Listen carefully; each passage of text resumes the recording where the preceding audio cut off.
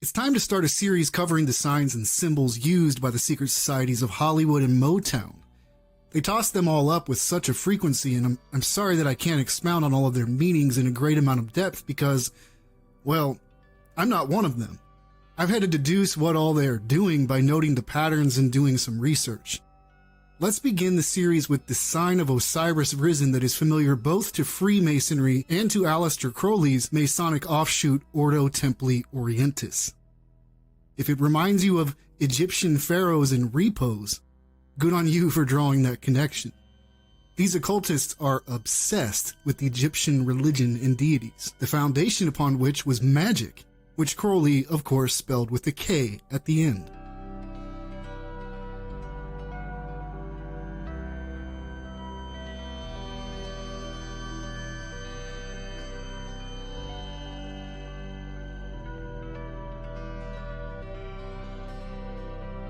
In this video, you'll recognize some of the names and faces and not recognize others. Which is the point, really. If you walk away saying, I never heard of them, you've missed the point of what is on display. And that is the fact that indeed, this isn't just a Hollywood or your music industry problem. It's a people problem. An ancient problem of man's infidelity with God, turning to twigs and wooden idols. Are they rewarded? In a worldly sense, yes, they are. We see them on magazine covers, and they have a stable of cars and mansions. Many of you watching might admire them or look up to them for that. There is a reason you know their name, and it's because they learned that through the practice of black magic and the occult, that they can achieve worldly success. While your soul is the price, it's just like what comic book writer Grant Morrison once said. Leading on from these ridiculous, where do you go from it? I was told this stuff when I come out. I'm just this little kid from Govan in Glasgow, which is a real dodgy area. And I didn't go to university, I left school at 18, but suddenly I found out that if you do these things that you're told by Aleister Crowley, by Wilson, by all these people we read and all these people we've been consuming, but we don't do it, if you actually do what they say, things happen. Things occur exactly as it's described, and we can all do it.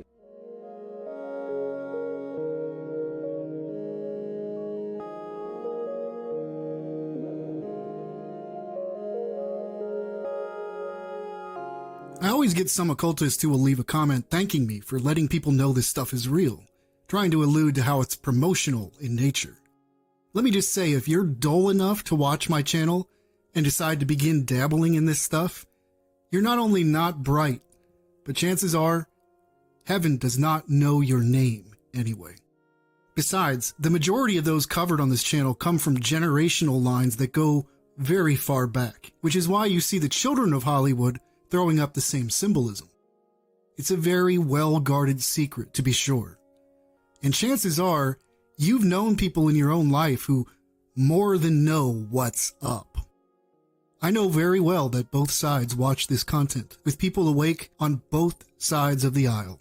My prayer is that these videos hit those who are somewhere stuck in between, who haven't made the decision yet because they don't know there even is one to make, thanks to years and years of brainwashing.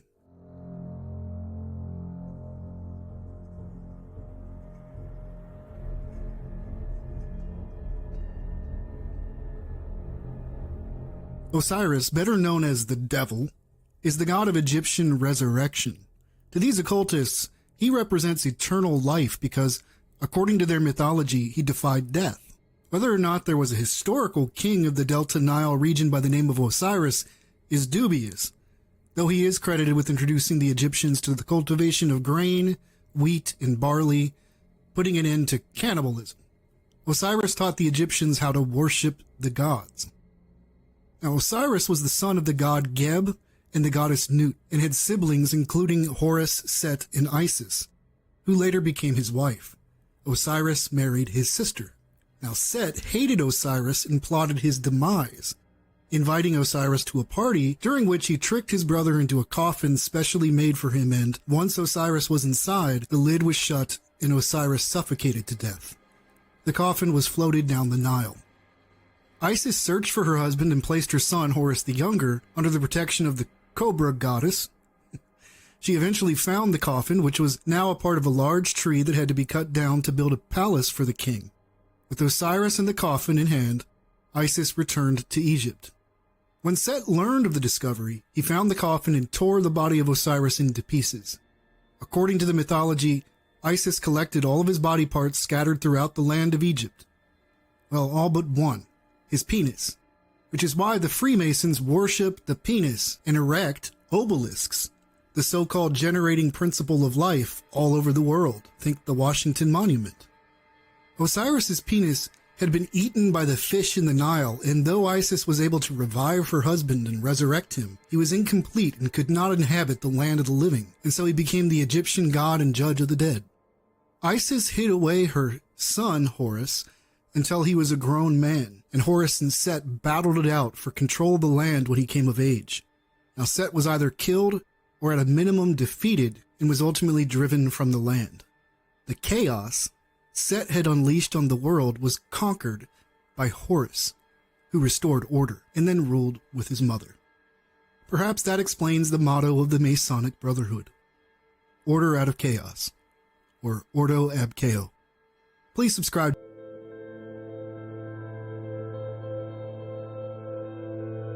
Welcome back to the next part of the series where we cover the various signs and symbols used by those in your occult entertainment industry.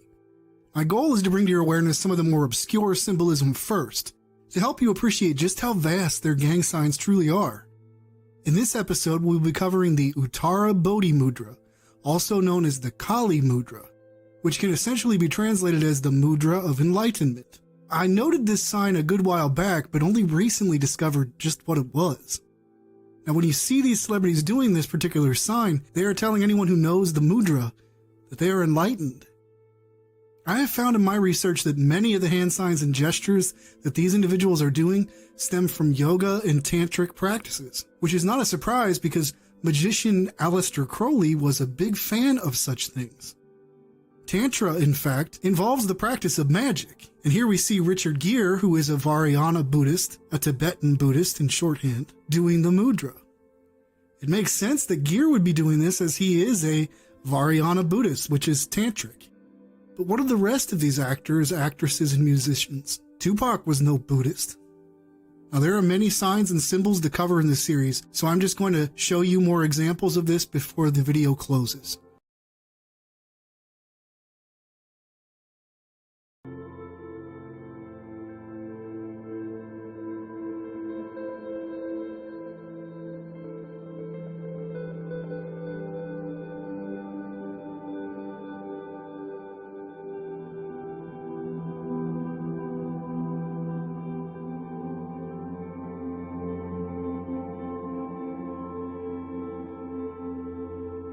Now, there are tons of other examples I could show you, but for the purposes of brevity, I'm not going to put them in the video. If you'd like to check them out, see my Pinterest board linked to in the description of this video. Again,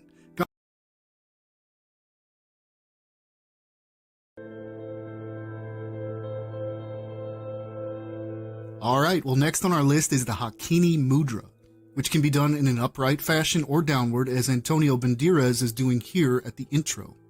Now, we sometimes have called this the pyramid pose, or for a good while in my own cataloging, I confused it with the water sign in Ordo Templi Orientis for the goddess Ahrimath, even though something told me that something about it was different and unique. Once I started to realize that most of their more subtle symbolism comes from yoga and tantrism, things clicked and I was able to at least answer one more piece of this puzzle, as it were. The Hakini Mudra is related to the third eye chakra. Now, it is related to goddess worship just as Ahrimath is, as Hakini is the goddess of the third eye, or the sixth chakra. In Sanskrit, Hakini means power or rule, so in a sense we can translate this as them telling everyone that they are elite, that they are powerful, and that they rule over us all. I hope that knowing that many of these poses come out of yoga doesn't disarm any of you from the sinister nature of it all, as we've collectively been primed to view yoga as beneficial both spiritually and physically. This isn't a soccer mom rolling out her mat to break a sweat in the morning. This is the heart of the occult, where an array of practices are borrowed from around the world to fit into Crowley and others' system of magic. It is the New Age, of which, of course, Freemasonry promotes by bringing men and women of all religions together to worship the so-called Grand Architect of the Universe. Manly P. Hall told us who that really is, as did 33rd degree Freemason Albert Pike. It's Lucifer. If you want to see more examples of this particular pose and others, please see the link in the description to my Pinterest boards. You'll need a Pinterest account to view them all, unfortunately. Next on the list of gestures, signs, and symbols used in the occult by those who consider themselves the elite, the so-called global Illuminati, is the Freemasonic Master of the Second Veil pose, sometimes called the Hidden Hand. We know this is a Freemason symbol thanks to Duncan's Masonic Ritual and Monitor, written in the 19th century with illustrations of the poses. Everyone from world leaders to writers and actors and musicians can be found striking this particular pose, which tells others on that Masonic checkerboard floor, which is on their temple floors, that they are in the club of enlightened ones ruling over our world. It's staggering how frequently I find those in the entertainment industry striking this particular pose. The interesting thing is that we can draw a clear connection from Freemasonry to the occult because they each throw up in other contexts the other signs and symbols like the 666 hand gesture, which likely has a dual yoga mudra meaning, the sign of the horns, and the one-eye symbolism. For those doing this research, it can feel daunting figuring out just what it is they are doing in their photo shoots, but it's actually a relatively small number of signs and symbols they throw up over and over again. Once you know what they are, you will see them in magazines, on movie covers, in news broadcasts, and the like. Your world is largely a lie, and events are manipulated to advance a globalist agenda which, you may have surmised by now, will make way for Satan's rule here on earth. That's good news for all of those who believe upon the cross and what Christ has done for us, but very bad news for everyone who, due to their own hardness of heart, cannot see the glorious gospel of Jesus Christ. This is the hidden hand that has largely shaped world history and the very perception of what that history even is. The time approaches and draws nigh. You need to make a choice. For more examples of the hidden hand that has shaped history, please see my Pinterest board linked to in the description of this video. Also, there is a link to my backup channel, which I encourage all to subscribe to and click the bell for notifications.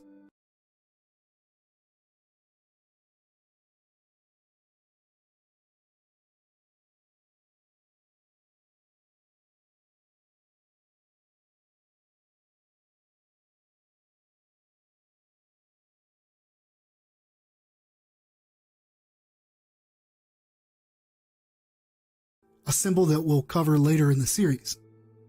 This is where the research comes in handy. Most of these individuals do not profess outwardly to be Christian, and in the case of those who do, like Alice Cooper here, they can also be found doing this over their eyeball, or the Osiris Risen pose we covered at the beginning of this series. Justin Bieber is a Hillsong Christian now, right? So why is he performing yoga poses here next to his wife? Jesus told us that the enemy poses as one of us, as sheep. Apostle Paul told us that they will boast in that which we do. It is time to become wise as the serpents and remain innocent as doves. Just because someone claims the banner of Christianity does not make them Christian. They must pass the biblical test, meaning they must preach things in accord and alignment with God's word.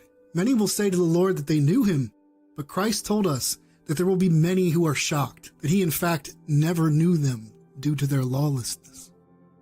At any rate, the Anjali Mudra seems like nothing much, but when in context of all of their other symbolism, it helps to further paint the picture that a large part of their occult practices derive from yoga and Tantra.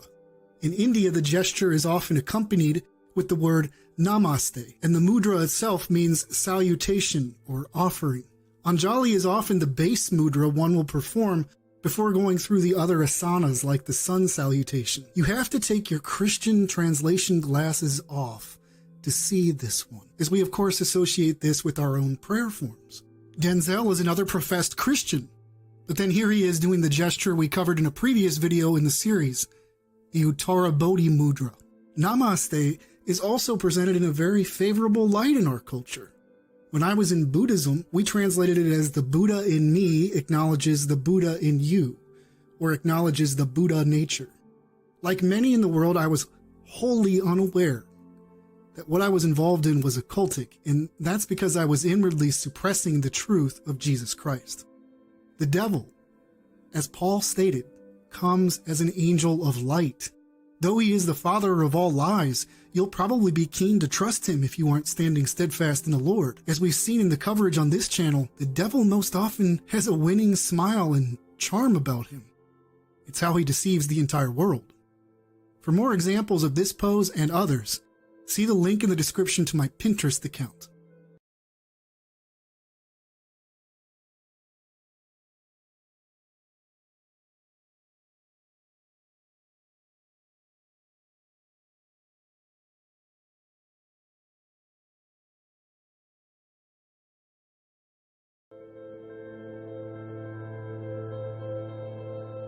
Next in our series on the symbolism of these occultists who rule your world is the Masonic checkerboard theme, which you will see littering album covers, patterned in the outfits your celebrities wear, music videos, and in numerous movie scenes, just to name a few things.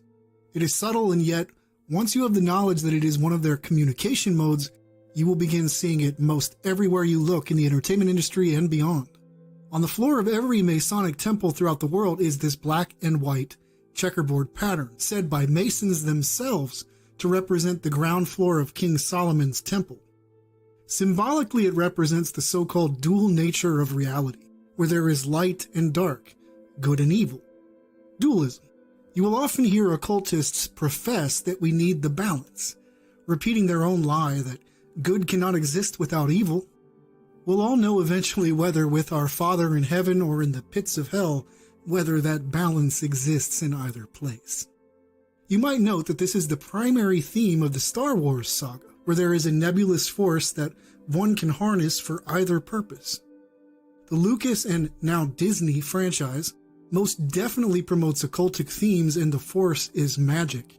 Luke Skywalker represents the white hat magician, and Darth Vader represents the black hat magician, or the so-called left-hand path follower of magic. The light and dark, black and white imagery I'm showing you here captures many witchcraft and Masonic elements, representing positive and negative energies.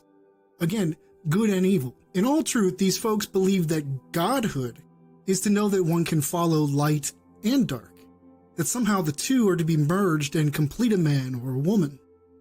This was actually a theme in Zen Buddhism when I practiced it, and something I never could truly get on board with. This concept of non-dualism. I would get frustrated with teachers and denominations that espouse the literal non-existence of good and bad, as if they didn't exist. I knew very well this was a disguised nihilism. It wasn't wisdom. All one has to do is look around the world and hear the latest news to know there most certainly is a good and that there is most certainly an evil as well. There is no self-mastery or mastery of any kind when combining the two. You can delude yourself into thinking you're now whole, but you're not. You're just reprobate. God tells us in Scripture that you cannot serve two masters. You serve him, or, well, you know who you serve. For more Masonic checkerboard symbolism in our world, please see the link in the description to my Pinterest account.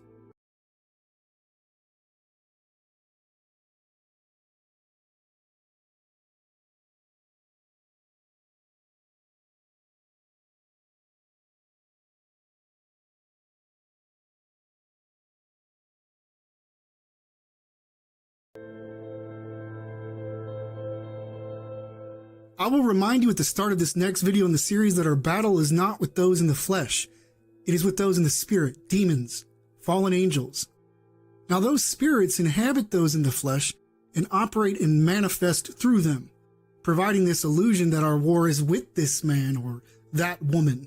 But it's just another layer of deception. Remove the demons and the Satan from the equation, and there is none of this. No rebellion. No conspiring by your fellow man, no selling one's soul. None of it. It's because of our fall that we are here in this position, our rebellion, our disobedience.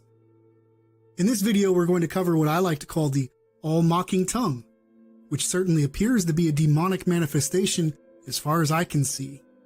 Some of you will probably be thinking your teenager does this on social media and that a video like this is ludicrous. Stay with me. For let every man be a liar and God's word true. Is there not a reason that in Isaiah chapter 57 verse 4 it states, "Against whom do ye sport yourselves? Against whom Make ye a wide mouth, and draw out the tongue. Are you not children of transgression, a seed of falsehood? In this passage, we are given a clue as to one of the ways this preternatural enemy we each face manifests themselves, and it appears, at least in accord with Holy Scripture, that sticking out one's tongue in this manner has been associated with the serpent's seed, those children of transgression. Is it a surprise that the most prominent and recognizable feature of the Hindu demoness Kali is this long tongue she has hanging out, making her look like a hyena or some kind of animal? None of this is normal. Do you remember seeing photos of your grandparents sticking out their tongues and throwing up a sign of the horns in your family photo albums? If you do, you have more problems than I can count. Something has dramatically shifted in our world. It was always there, bubbling beneath the surface, folks meeting in secret, but the devil and his forces are coming out proudly now like a peacock, which incidentally is another of their symbols we'll cover in this series. It is tiring to do these videos and still received the confused comments about how the commenter does this, and am I suggesting they are demonic or in the occult? It's like a giant failure to connect is occurring, and it's disheartening. Though I do pray these videos are helping to open the eyes of those who are intended to see. I honestly don't know how anyone can actually see all of this and still be in denial about it. But then I have to also remember the spiritually dead state I myself was in when I wasn't a friend of the truth, of our Lord. For more evidence of this particular manifestation, please see my Pinterest board devoted to it in the description of this video, and also while you're down there, consider subscribing to the backup channel, as I'll be posting there should this one ever be taken down.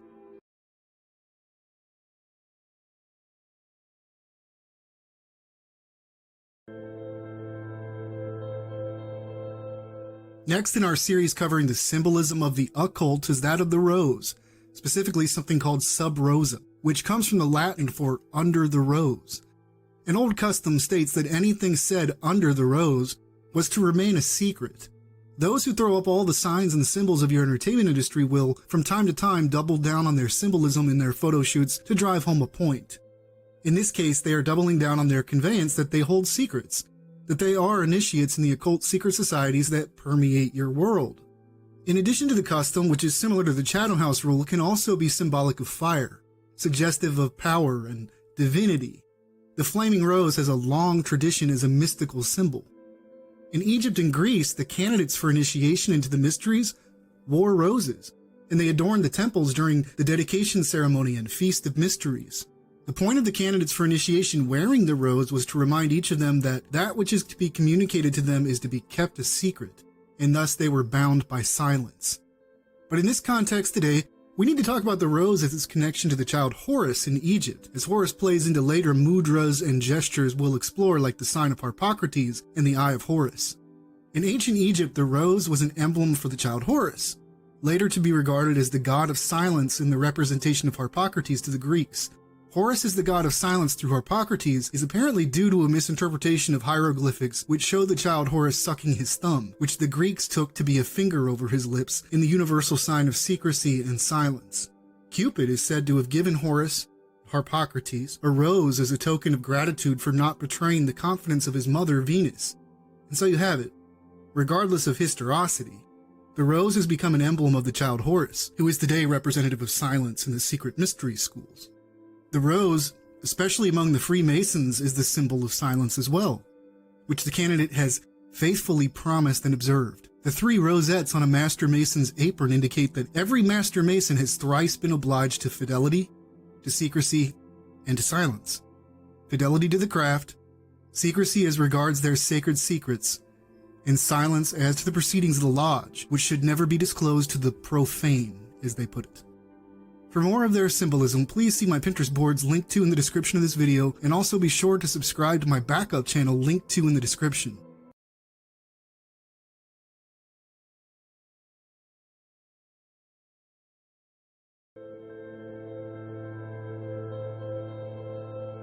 The peacock. A pretty, if a bit pushy and ill-tempered bird you see at the zoo sometimes, right? Nothing more to the story? Well, if you're into Thelema or other aspects of the occult, that is not the end of the story at all. Next in our coverage is the peacock as a significant bit of symbolism for those occultists who tap dance for you in Hollywood and croon out in Motown. It's quite the challenge to try and research these people because they borrow from everything and then a pencil might hold some esoteric occult significance to them. It's absurd. But does magic work? That's why they do it after all, and why they spend years studying mumbo jumbo that always seems to work, because frankly the key ingredient is merely the demons they invoke. If you listen to the practitioners, they always insist it does work. Magic, that is. It is those who have no experience of such things who doubt it, and who of course trust the supposedly organic popular opinion that it is all just fairy tales. But then, as you on this channel are starting to understand, most of your world goes to Hogwarts, and secrecy and silence is their creed. Not only does the Bible tell us that magic is real, but those who are practicing it today tell you the same thing. They just know that they can say such things openly and you're going to be so asleep you won't even bat an eye at it. You'll just turn on Sean Hannity in the evening and enjoy a nice ice-cold Coca-Cola. So while it might seem most significant in this discussion to point out that the peacock is associated with the sun god in the Eye of Horus, and that is certainly a worthy thing to note, and you can further research it yourselves because you're here online after all, we really need to look at its importance to a particular sun-worshipping fertility cult in Iraq, Syria, and Turkey, interestingly historical Babylon, by the name of the Yazidi. They worship a sun god named Shamash, whose messenger is an angel they call m.e.s, who is also called Azazel. You might know of him from 1st Enoch, the one who came down to copulate with human women. Their god Shamash, incidentally, is the Akkadian sun god Shamash, no debate. Aleister Crowley had this to say about the Yazidi. Aiwaz is not, as I had supposed, a mere formula like many angelic names, but it is the true, most ancient name of the god of the Yazidis, and thus returns to the highest antiquity. Our work is therefore historically authentic, the rediscovery of the Sumerian tradition. Now, Aiwaz was the demon that instructed Crowley how to write his Book of the Law. Aiwaz is why you have Thelema, and do what thou wilt. But Crowley is essentially stating here that the god of Thelema is Shamash, the sun god. And of course his messenger is the peacock angel, m.e.s. Isn't that interesting? So whether they are alluding to the Eye of Horus, which they may be doing, or whether they are referring to the god of the Yazidi, who is the Akkadian sun god, we know it's all solar worship. Their creation story tells of how this m.e.s created their line of humanity, as they are a people set apart, by taking Adam's seed, placing it in a jar, and burying it under a tree, 9 months later resulting in someone they call Sahib Ben Jar, which translates as son of the jar. It is from this jar that the Yazidi believe they are descendants from. So according to their own mythology, this is their people descending from sex between Adam and m.e.s, and this Sahib Ben Jar was Seth, according to them. The Yazidi have a very, shall we say, liberal view about sexuality, something the media never really mentions when covering them. Not too unlike how at the 11th degree of the OTO, you practice sodomy magic. It's homosexual magic. Crowley wrote quite a bit about the significance of the peacock to Thelema. Liber 418, Aha, 777. You can also find references in the books of Kenneth Grant or the alchemist J. Daniel Gunther. It's very clear that this peacock messenger holds some very important significance to Thelemites. But for some reason, the light bulb moment doesn't come on for these magicians, that it's odd that the same deities appear to them, teaching them the same things, using the same motifs, how Horus is Harpocrates, and on and on and on. The key ingredient is that they are playing with demons. Not that any of this smoke and mirrors is real. Most of them will even admit it. It's mostly baloney, but hey, if the ritual works and they get what they want, who's to put up a fuss? Details. Mere details. Donny Osmond. How are you, Bob? So good to see you. So good to see you, too. Entertainment icon and whatever. the peacock. I am the peacock. They do it because it works. Heck, Thelemites are so deluded they think they follow Jesus and Satan. Seriously, it's that old checkerboard floor again. Now all this is a deep subject, but I'm offering here only a primer and trying to keep these videos in this series pretty short. So with that, I encourage you to check out my Pinterest boards included in the description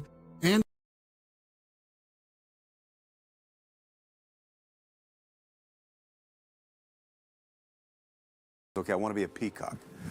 And there's a lot of reasons for that. But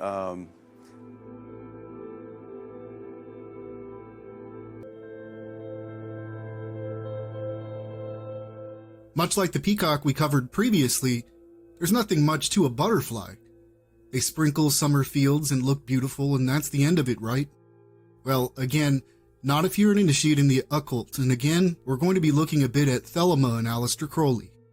In 1917, Crowley wrote an autobiographical novel by the name of Moonchild, but the original title for this book was to be The Butterfly Net. Aleister Crowley was a ceremonial magician of the 19th and 20th century and also a 33rd degree Freemason.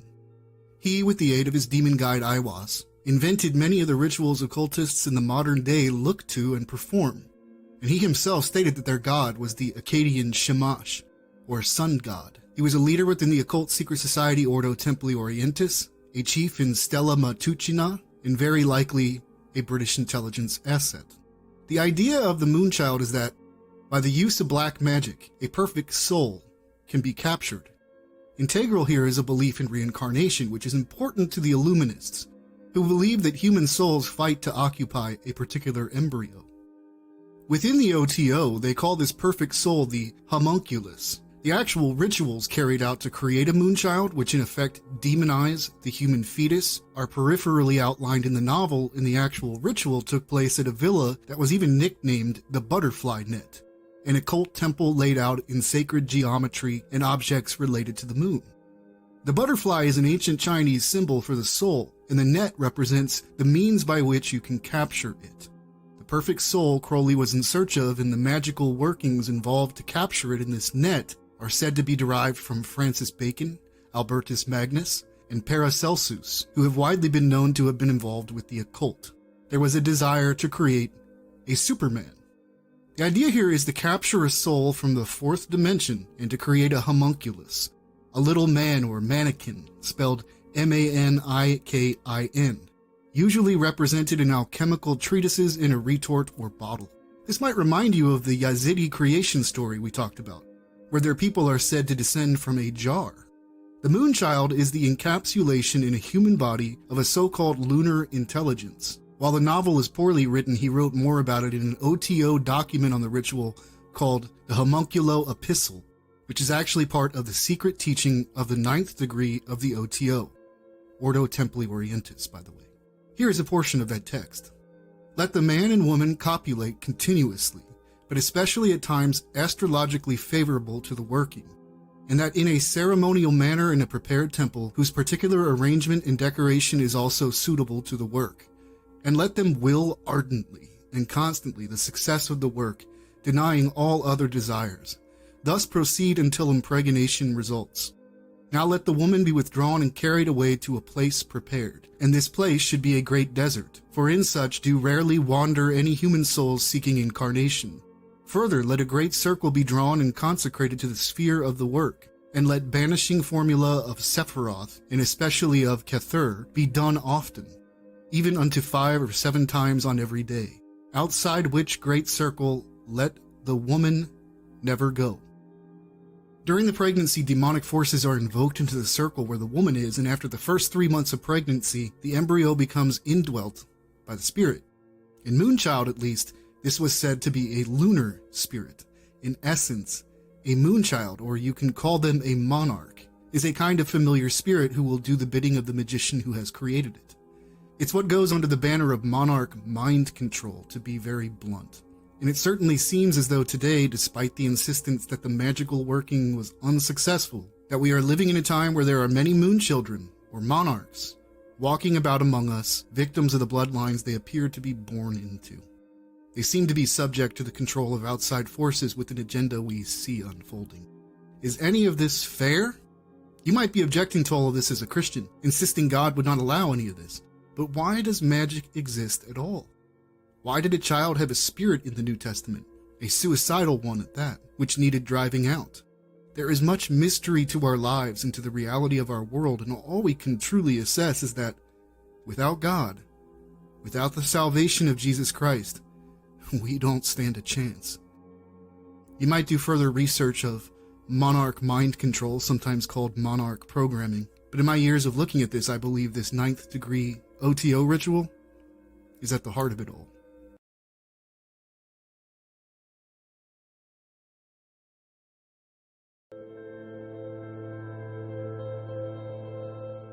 Despite having covered this subject previously, the intent of this playlist and series is to summarize what all we know in a short video that is easier to consume and share with those who are interested, as I know full well many viewers are unfamiliar with the body of this channel's work, or the topic in general. My plan is to remove some of my earliest work and repolish it a bit, not only because my editing skills have improved since then, but because new information has come to light that requires updates. Next in this series of the mudras and symbolism of your occult entertainment industry is the leopard print, which if you become involved in this research for any length of time, you'll notice fairly quickly. Almost all of the women of Hollywood and Motown can be found in this clothing, and many of the men can be as well. There are two roads of investigation to look at. The first takes us to ancient Egypt, where the Sem priests of Memphis would, during their rituals, wear leopard skins as part of their ceremonial garb. If you've paid attention to their symbolism and beliefs by now, then you know very well that Hollywood is fascinated with Babylon and Egypt, and much of the occult practices they involve themselves in reflect that. The leopard skin was also a very prized possession, fit only really for royalty and the very wealthy, because it was a very hard thing to find. So at this point in the explanation, it might be twofold. They could be alluding to their priestly status in the mystery schools, or they could be alluding to the idea that they are royalty, because after all, doesn't society often treat them as such? It's also interesting to note that to the ancient Egyptians, the spots on the leopard's skin represented the stars in the sky. And so isn't it very interesting that we refer to these celebrities as stars?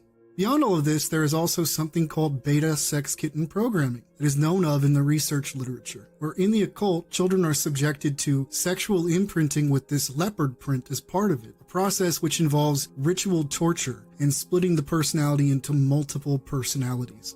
Now, from a Christian perspective, which is something I certainly hold to, I don't believe that these fractured psyches are personalities as we would understand them. I believe they're demons, and there's much to suggest that because of the ritual nature of what is done to these people, that indeed demons are invited in the process. It's a sick and twisted topic, but I do encourage everyone to look into it in more depth on your own. Just be prepared to be a bit appalled at what you will find. This, in conjunction with the other parts of the series like the one done previously on the significance of the butterfly to these people, seems to point at the heart of how these bloodlines thrive and continue on, as the programming starts at a time when one isn't even making a conscious choice. You can even find references to the leopard print in music in reference to the devil, especially in the lyrics of a band called Suicide Boys, seen here. This group is demonic to the core, and they promote a steady diet of suicidal and satanic lyrics. It also seems to be associated, again, with Thelema, the system of magic developed by ceremonial magician Aleister Crowley. I found reference to this in a book titled Thelemic Alchemy Part 1 by Frater Serpentis Satori. It refers to a second alchemical stone as Sol, the sun god. On page 76, and you can look at this and Google it yourselves, it states, "Gigantic is his stature, and he hath a urious crown, which is serpentine, and the leopard's skin. And in the palm of the right hand is a circle, not only royal, Egyptian, and solar." The text continues on, but that is the relevant text here to share with you, as it seems to be suggesting that this leopard skin is associated with the sun god, and that the historical perspective we started with here seems entirely relevant, being that it is Egyptian and associated with royalty. While this is speculation on my part, perhaps the leopard print is used in the sexual imprinting because the children are often offered as brides of Satan, something we hear from the testimonies of those who have endured satanic ritual abuse. That about summarizes what we've set out to do here in this video.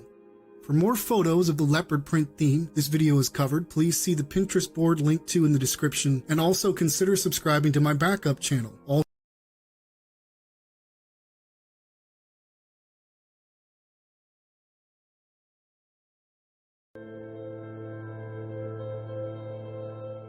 Let's do a little something different in the series, shall we? We've been covering known gang signs, but I have a fairly long list of gestures I have yet to identify and could use your help in figuring out their occult names. Because it's one thing to show you that they are all doing a particular pose, and another to be able to put a name to that pose and directly tie it to the occult for the audience.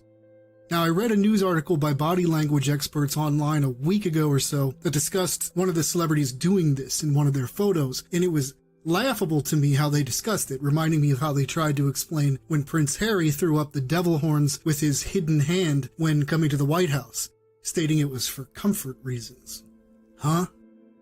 No, it's unquestionably a Freemasonic pose, and anyone who calls themselves a news outlet that cannot report that most obvious of things is gatekeeping. The same was true in the article where they tried to say she was shy and that it ultimately was artistic. They literally brought in finger experts. Now, to the average readers, that probably would have passed muster, but I've been at work cataloging these gang signs for a good while now and just had to roll my eyes at it. I knew very well it's one of their gang signs because they all do it and it's so bizarre looking. At what point will I no longer receive comments trying to make this all out to be some kind of photographer's secret society? That photographers aren't asking them to stick their hand in their coats to show they're a Freemason? That it's much more simple than that. That they are Freemasons. Wow, it's so hard to say, isn't it? No. Let's try to figure out what this pose is, shall we?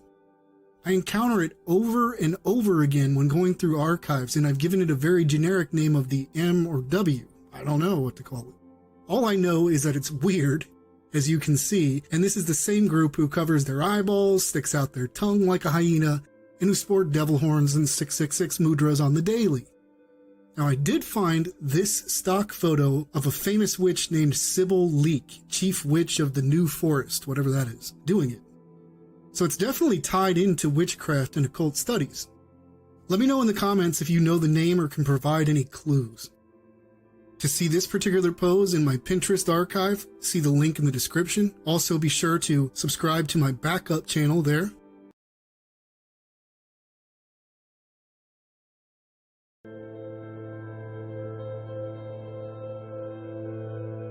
See, this is why I love coming to the community for help, as together we can help figure out just what it is they're doing in all of these photo shoots. First, thank you to everyone who commented on the video asking for your help. A commenter by the name of Saphira provided the clue, yoga, which I figured it would be ultimately because actually so many of their poses come from yoga apparently. They have another pose associated with the Garuda, as is this one, which we will cover in a future video. Now, there were a lot of good answers, but I think we can report on what is actually going on here. This is a variation on the Garudasana eagle pose in yoga, probably because it's a bit easier than the proper form and because the proper form and way to do it would make it kind of obvious they're doing something kind of bizarre. Most interesting is that the Garuda, which in Hindu mythology is known as the king of the birds, can be translated as the devourer. Now, Garuda was originally identified with the all-consuming fire of the sun's rays. And that, ladies and gentlemen, is our collective aha. It keeps going back to sun worship. The Eye of Horus, the peacock symbolism associated with the sun, even the leopard print that I recently did a video on, goes back to the sun. I think it's becoming clear that Hollywood is full of sun worshippers, which is an ancient problem we can read about in Ezekiel chapter 8. We've already covered in past videos how Freemasons appear to be obsessed with the sun, from their G symbol inside of the sun to bowing to a man in the east called the Worshipful Master. In Ezekiel chapter 8 verse 16, God's word reads, "And he brought me into the inner court of the Lord's house, and behold, at the door of the temple of the Lord, between the porch and the altar, were about 25 men, with their backs toward the temple of the Lord, and their faces toward the east, and they worshipped the sun toward the east." Why do you think they call the female branch in Freemasonry the Order of the Eastern Star? It's all starting to become a bit more clear, at least for me, and all the arrows point to that ancient enemy. Seems like it's one of the devil's favorite disguises, as the sun. Make no mistake, yoga is not some innocent practice for exercise. Look at people who have the Kundalini spirit. They writhe about as if they're possessed by a serpent.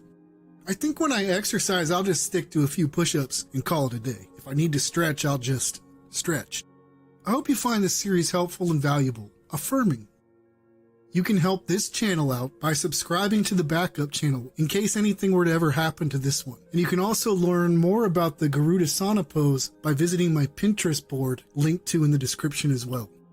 From the Hakini Mudra to the Uttara Bodhi Mudra to the Garuda Mudra and now this, the secret societies seem to borrow heavily from yoga and Tantra.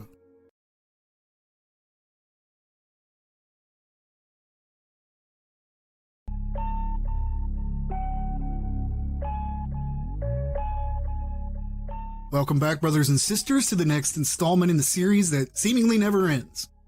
In line with yesterday's coverage of the Garudasana pose, thank you again to everyone who helped us figure out that pose, is what we have on display for you here today, the Garuda Mudra. Just as with the Garudasana pose, this is referencing the sunbird Garuda of Hinduism, and it's said to represent inner freedom. Sometimes called the eagle seal, as mudra means seal. Just as we covered yesterday, Garuda can originally be translated as the devourer, and it is associated with the all-consuming fire of the sun. It's crazy, isn't it? Almost everything we cover on this channel in regard to their signs and symbols takes us back to some form or another of sun worshipping, or sun referencing at the very least. I remember the first time I encountered this pose was here with Alfred Hitchcock, and I erroneously thought it was some covert version of Osiris Risen, but over time I continued seeing it and realized no, it's definitely another one of their signs and symbols. Weird world when Alfred Hitchcock and Method Man of the Wu-Tang Clan are throwing up the same gang seals, which give nod to their occult ties. Thanks for watching. I'll leave you with a few more examples and encourage you to head down to the description of this video to subscribe to my backup channel and to see my Pinterest boards.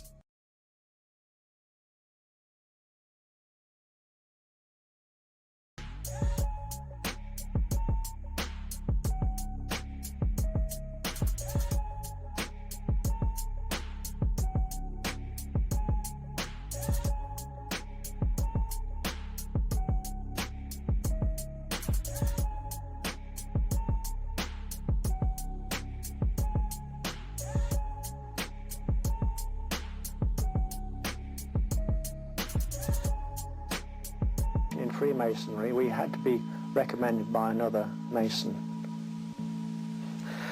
Well, in order to join witchcraft, you have to be first screened. You have to be recommended by somebody currently in witchcraft. Well, when I was initiated, I was blindfolded and bound by a rope, and on your bare chest was thrust the point of a spear.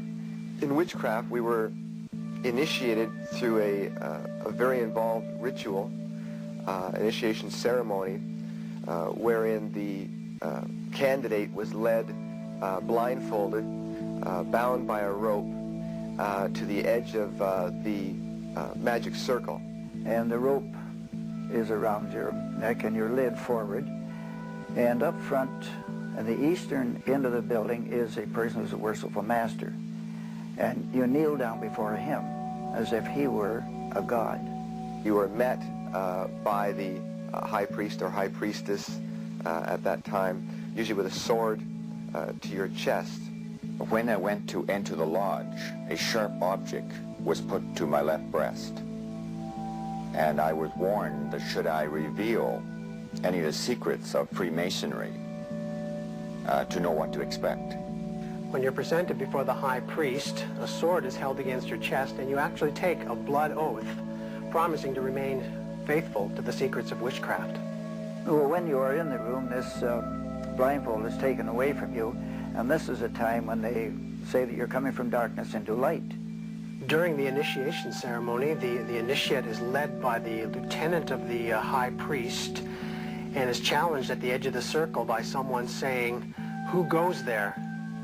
And the answer is, "One from the world of darkness." In Masonry, the prayers are ended with "So mote it be." Oh, and one of the other aspects of, or distinctives of the craft was that we would always end any spell or ritual where we released the power, this is where the power was released, with the word "So mote it be."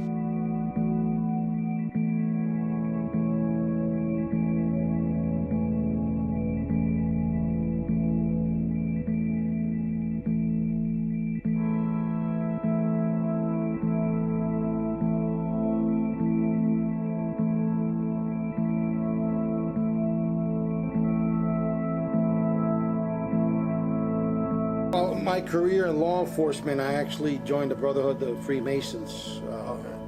Yeah, how'd you get into that? Man, you know, a lot of cops are involved with that. Really? Oh yeah. It's a thing that I'm not saying you must do, but 95% of them do.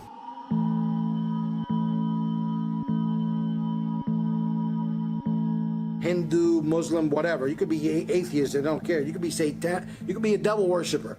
And they'll bring a devil worshiping Bible right there, satanic Bible, so you could you take the oath. Yeah, they don't care. See, I didn't know that until I started doing more homework on it.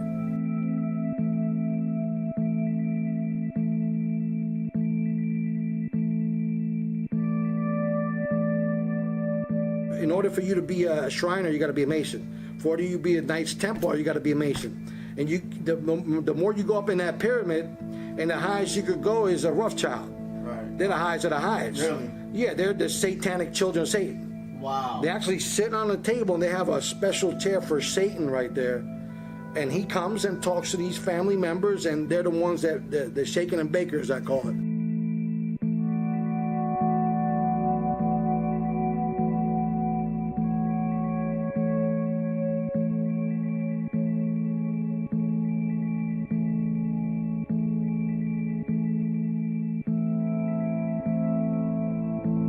Oh yeah, you have to be a Freemason to be there. All the presidents were Freemasons. Okay.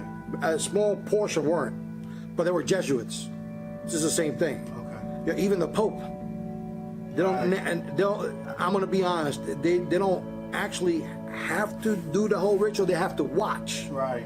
And because of their power and rank within the church. But it's still controlled by them. Oh yeah, everything is controlled by the white and black Pope. Yeah. So black and white, which is white and black tiles, is where we have our temple. That's where you get that. Yeah, the yin yang, you know, the Right. good versus evil. You got to have one of the balance. And that's the work of the devil. God doesn't work that way. He doesn't manifest that way.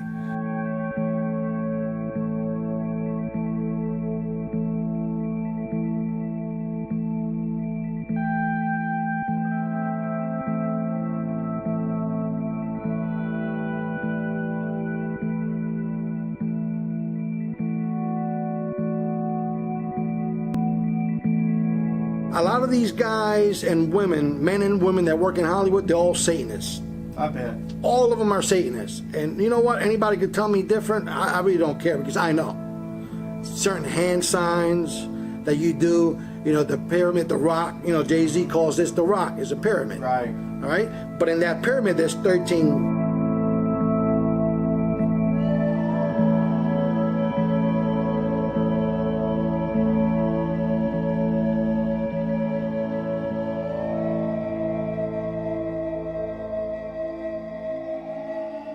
They know which president they're going to make. They make them. All this political stuff. Right.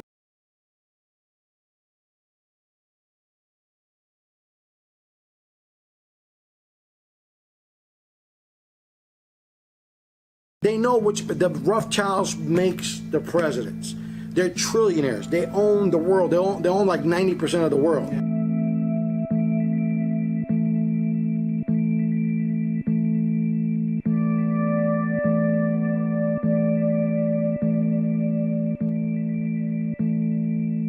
But see, the Masons are the foot soldiers of the Illuminati. You understand the pyramid, right? Yes, yes. It's shaped like a triangle, right? So we're at the very bottom. At the very bottom. And then above that, you got different families. You know, different. Above that, you got York Rite, Scottish Rites, which are also sets of different branches of Freemasons. And then you go into Knights Templar, and you got you know, so Shriners. I guess that's where you get the all-seeing eye from. The all-seeing eye is Lucifer. Right. Underneath them is the Rothschilds. Underneath them is the Council of 13, or the Council of 33, or 13. No, 13. Underneath them, you got the Council of 33. Underneath them, you got big, you know, different corporations like the CFR, Council of Foreign Relations, and underneath them, you got, you know, like 6 big companies that own all the, they own all the real estate, and they own all like media outfits, you know, like I said media, They own all different types of. Yeah, like those people who are like Warren Buffett. Who owns Well, yeah, he's a 33rd. Yeah. Yeah, so they own, property, they own land, they own Stocks, everything. everything. So you got 6 corporations in the world that owns 90% of the assets and the money of the world.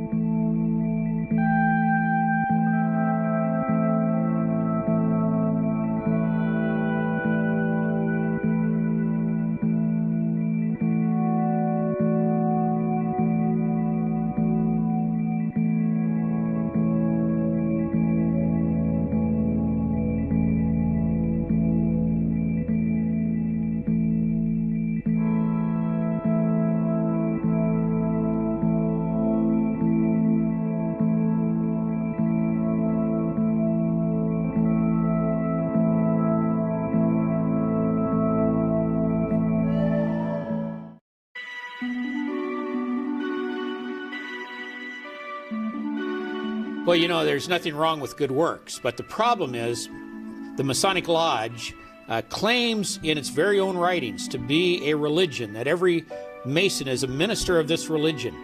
And when you get involved in the Masonic Lodge, every Mason who is watching this program knows that in the very first initiation, in order to join what is called the Blue Lodge, every Mason will go through an initiation where he is brought before an altar. And he will bow at that altar, and behind that altar stands a man he calls the worshipful master of the lodge. And as he's bowing at this altar, he says, "I'm lost in darkness and I need the light of Freemasonry." And then every Mason is required to take a blood oath of allegiance where he is sworn to secrecy, and every Mason will put his thumb to his throat and will swear a blood oath not to reveal the secrets of Masonry, or he'll have his throat cut from ear to ear. And then how could any Christian, and this is what disturbs me so deeply, is that we have Christian men who join the lodge, they bow at an altar before a man they call the worshipful master. You know, Jesus said, you cannot serve 2 masters.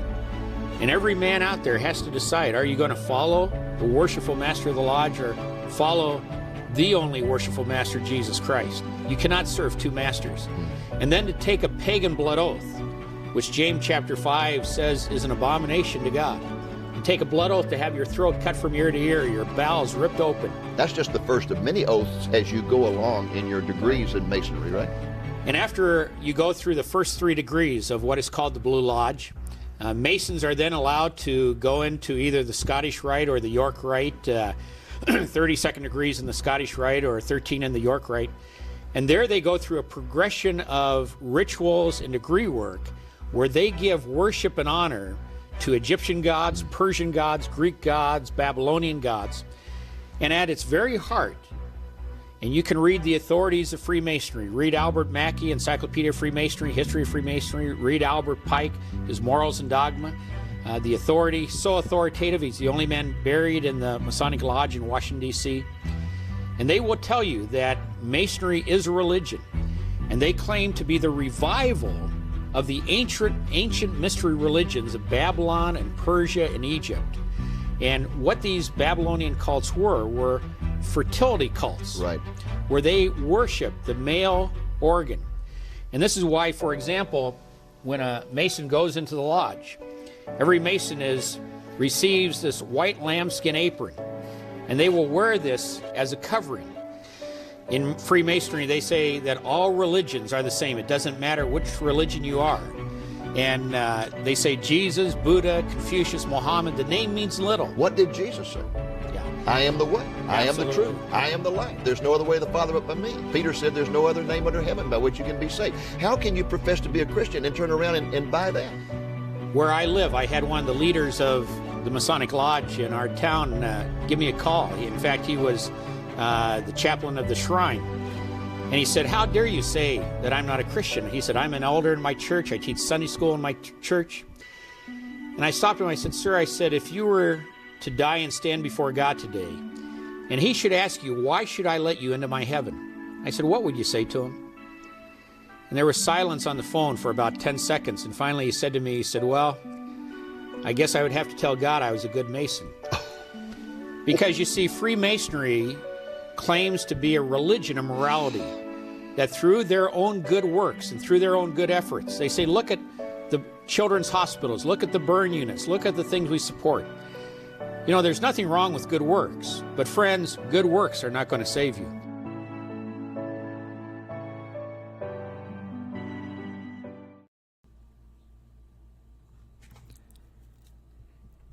Hey everybody, this is just going to be a quick video, so we're not going to do any intro music or anything else like that. I just needed to make a correction to the last 3 videos that I made where we were covering one of the Master Mason variation poses and going back to the original illustration that I had been using as my reference, which actually comes from Richardson's Monitor of Freemasonry. I noticed that it was my error, but it was also partly due to the kind of ambiguity of the illustration that I got something wrong. So I wanted to come in and correct this. So the last couple of videos, last 3 actually, we had been looking at, and I changed it now, we had been looking at this right here as one of the poses that would signify that someone is a Master Mason. And actually, that comes from, let me see if I can bring an image from the book, Richardson's Monitor of Freemasonry. And actually, in this second sign of a select master, they will grab one side of the coat, like we had illustrated, and then with the other hand they will rest it beneath their neck, right up near the neck. And so I had thought I had seen them grabbing both sides of the coat when I was looking into this. I jumped the gun. I still believe that actually that's the reason why I'm keeping it, is because I do still think that this is something significant to them, especially when I see images like this. And it seems to be significant, but I can't at this point confirm that it's actually a signal that they're a Master Mason, or even that it's a Masonic symbol at all. So I just needed to make that correction. I do apologize. I'll be adding this correction to the previous videos and putting a link down in the description, and then maybe a pop-up during the video as well. Otherwise, you know, I stand by everything that we were covering before. So that's all I came on to do. I may come on later today to do a follow-up video. I'm not sure to everything, but that's it for today. Stay strong, stay blessed, stay close to Jesus Christ. He loves you, and I do too. Have a good day.